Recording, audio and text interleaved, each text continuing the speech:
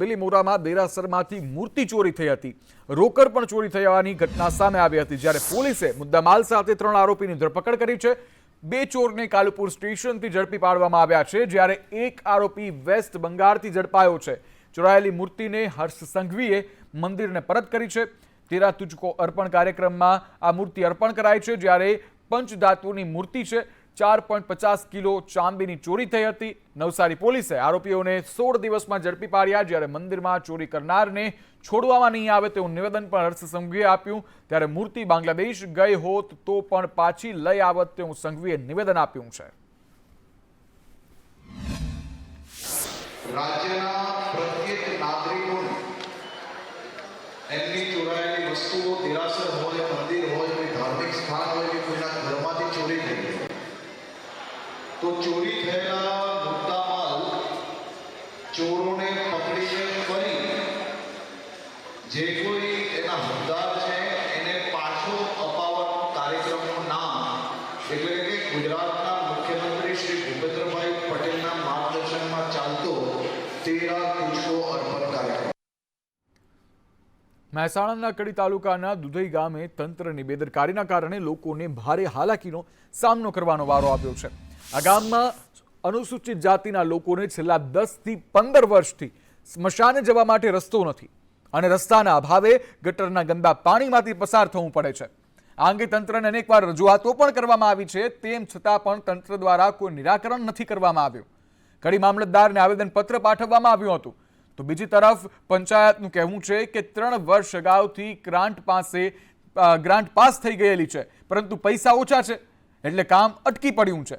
ત્યારે ઝડપથી આ પ્રશ્નોનું નિરાકરણ કરવામાં આવે તેવી આ લોકોની માંગ છે। ત્યારે આ કામગીરી ક્યારે કરવામાં આવે તેને લઈને લોકોમાં રોષ પણ છે। રજૂઆત તો કેટલી વખત કરી, હજુ કોઈ આનું કોઈ નિરાકરણ જ નહીં આવતું કે ટેન્ડર ઓછું પડે, પૈસા ઓછા પડે, બધા આવ્યા કઈ ના પાડે। તો છેલ્લા 7 વર્ષથી આ જ પરિસ્થિતિ આ એ જ પરિસ્થિતિ આ એમાં ચોમાસામાં તો અમે હેરાન થઈ ગયા। આ જો શિયાળો હોય તો આટલી તકલીફ પડે તો ચોમાસામાં કેટલી તકલીફ પડતી છે। સ્મશાને જવા માટે અમે કેટલી વખત રિક્વેસ્ટ કરી, ધારાસભ્ય સુધીને રિક્વેસ્ટ કરેલી છે, પણ કોઈ આને ગણગારતું નહીં। ગ્રાન્ટ આપી છે, પાસ થઈ છે, એવા બાના બતાવી દઈને નીકળી જાય છે લોકો। ધારાસભ્યને તમે રજૂઆત હા કરેલી, કરશનભાઈ ધારાસભ્યને રજૂઆત કરેલી। એમનું શું કહેવું છે? એમનું કહેવું કે આ ગ્રાન્ટ મંજૂર થઈ ગયેલી છે પણ કે એ ક્વોન્ટિટી આવતા નહીં। બેન 10 વર્ષે આ તકલીફ છે, બરોબર। અમને વાયદા બતાવ્યા હતા કે 8 લાખ મંજૂર થયા, પછી કે હોર કર્યા, પછી હું 10 વખત સાહેબ જોડે ગયો, કરશનજી જોડે, વિનોદભાઈ જોડે, આ કોઈને કોઈ જબ કે થશે ચૂંટણી લેવાનો વોટ થાય કે સાહેબો હું આવો, બરોબર।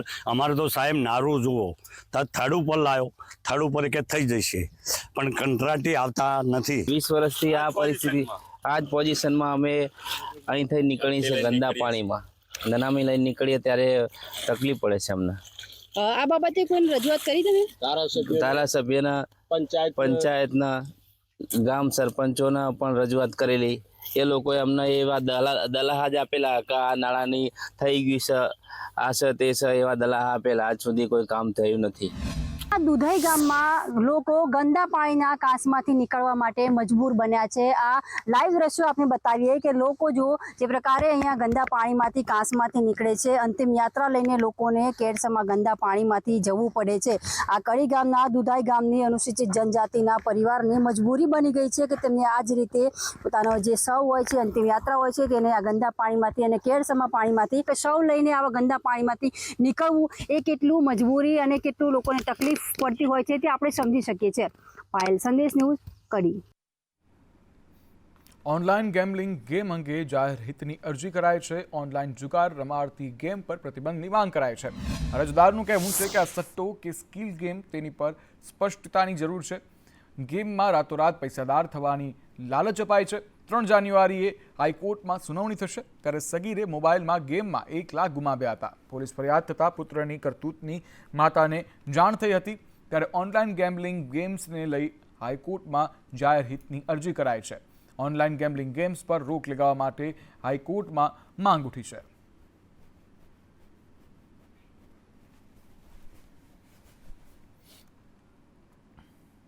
બગસરાના માવઝી ઝવામાં કૂવામાંથી મૃતદેહ મળી આવ્યો છે। રાજુ અર્જુન પારઘી નામના વ્યક્તિની લાશ મળી આવી છે।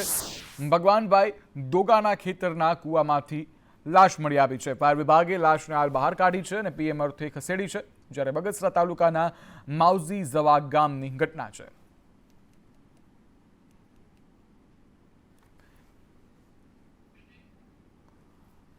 તો અમરેલીની ઘટના છે કે જ્યાં ખેતરના કૂવામાંથી મૃતદેહ મળી આવ્યો છે. જો કે હાલ ફાયરની ટીમ દ્વારા મૃતદેહને બહાર કાઢવામાં આવ્યો છે અને પોસ્ટમોર્ટમ અર્થે ખસેડવામાં આવ્યો છે.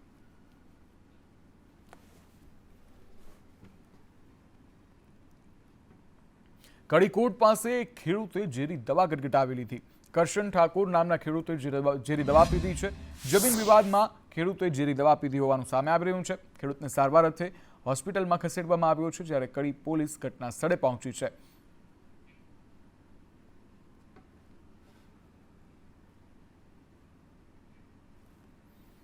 પાદરા જંબુસર હાઈવે 4 લેનનો વિવાદ ઉગ્ર બન્યો છે. ખેડૂત અને અધિકારીઓની બેઠક મળી છે. વળતર ન મળતા 4 લેનની કામગીરીનો વિરોધ કરવામાં આવી રહ્યો છે. ખેડૂતોએ આત્મવિલોપનની ચીમકી ઉચ્ચારી છે. ત્યારે બેઠકમાં પ્રાંત અધિકારી અને મામલતદાર હાજર રહ્યા હતા.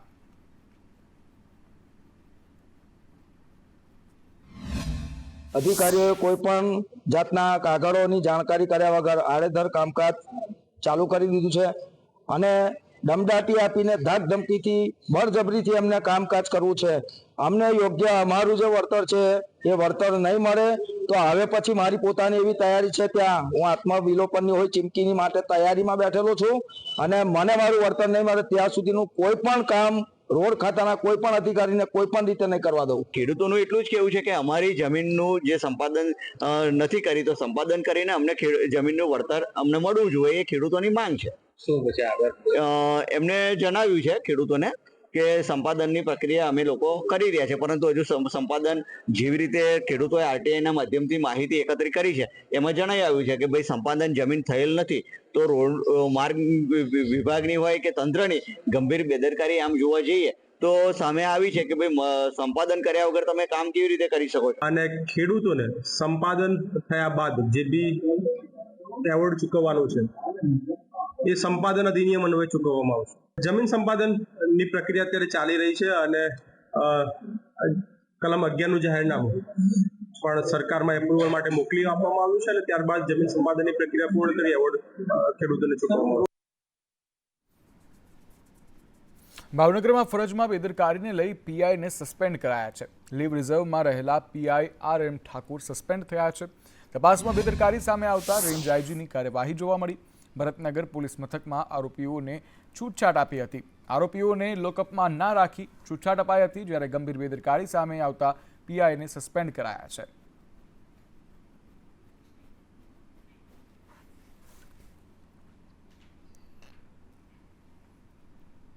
તો ભાવનગરમાં લંપટ શિક્ષકની ધરપકડ કરવામાં આવી છે. 10 વર્ષની વિદ્યાર્થિનીને અડપલા કર્યા હતા.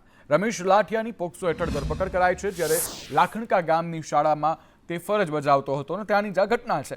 રૂમ સફાઈ કરવા બોલાવી અને વિદ્યાર્થીની 10 વર્ષની માસૂમ વિદ્યાર્થીની સાથે તેને અડપલા કર્યા હતા, જેને લઈને પોલીસે કાર્યવાહી ધરી છે અને પોક્સો હેઠળ તેની ધરપકડ કરવામાં આવી છે.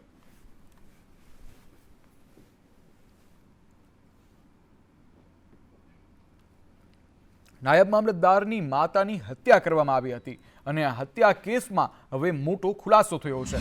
અમરેલીમાં નાયબ મામલતદારના બનેવીએ જ હત્યા કરી હોવાનું સામે આવી રહ્યું છે. જમાઈએ જ સાસુની હત્યા કર્યાનો ખુલાસો થયો છે. ઘર કંકાસમાં સાસુ આગ લગાવતી હોવાની શંકાને કારણે જશવંતગઢ ગામે જમાએ સાસુની હત્યા કરી દીધી. અણબનાવમાં સાસુ જવાબદાર હોવાનું માનતો હતો. જ્યારે પોલીસે આરોપી નયન જોશીને ઝડપી પાડ્યો છે.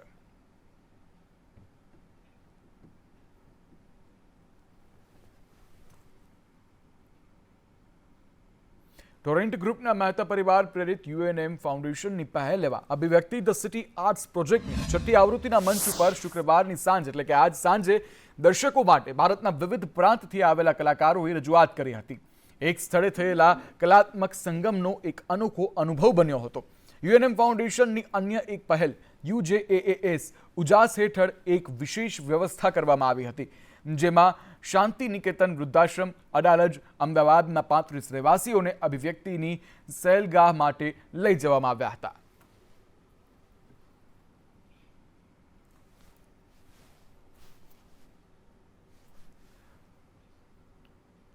તો UNM ફાઉન્ડેશન દ્વારા ચાલતા અભિવ્યક્તિ ધ સિટી આર્ટ્સમાં મોટા પ્રમાણમાં જે નવા કલાકારો હોય છે તેને મંચ આપવાની આ એક પહેલ છે, જેમાં કલાકારોને એક મંચ આપવામાં આવે છે.